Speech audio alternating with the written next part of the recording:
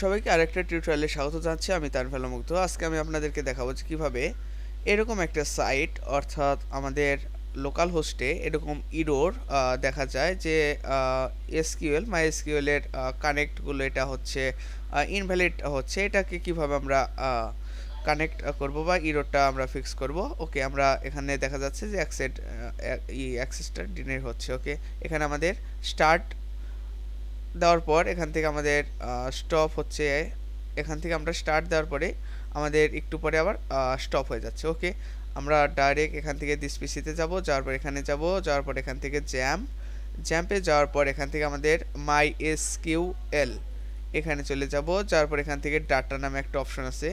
আমরা এখান থেকে ডাটাটাকে আমরা এটা এখান থেকে ওল্ড ডাটা, এর আগে একটা প্রবলেম ছিল সেটার জন্য ওল্ড ডাটা করা হয়েছিল। এখানে ওল্ড ডাটা আমরা ওকে ওল্ড ডাটা দিলাম। এখানে আমরা ওল্ড ডাটা 1 দিয়ে আমরা এখানে আন্ডারস্কোর এখানে 0 ওল্ড তারপর হচ্ছে 01 দিয়ে দিলাম।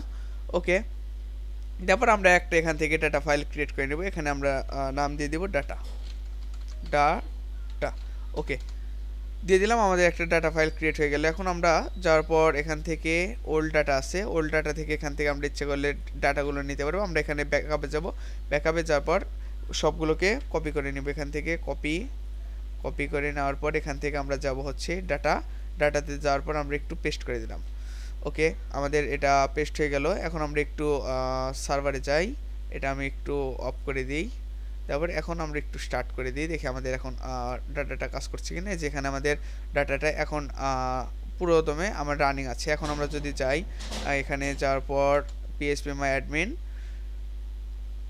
দেখতে পাচ্ছি যে আমাদের অ্যাডমিন যে প্যানেলটা আছে এখান থেকে আমরা পুরো পেয়ে গেলাম। এখন আমাদের যে ডাটাটা দরকার, এখানে আমাদের তো ডাটা ওল্ড ডাটা এবং ডাটা 1, এখানে আমরা ডাটা 1 দিয়ে আমরা সেভ করেছিলাম। এখান থেকে আমার যে ডাটাটা দরকার, এই যে এটা আমার এই ডাটাটা আমার দরকার। এখান থেকে আমি এটাকে জাস্ট কপি করে নিয়ে আমার এটার ভিতরে আমি প্রবেশ করে দিলেই আমাদের কাজ হয়ে যাবে। এখান থেকে ওটা দিলেও চলবে, না দিলেও চলবে, এটা হচ্ছে নতুন আকারে থাকবে। আর এখন আমাদের এই ডাটাটা এখানে আমাদের ভিতরে সেট হয়ে যাবে।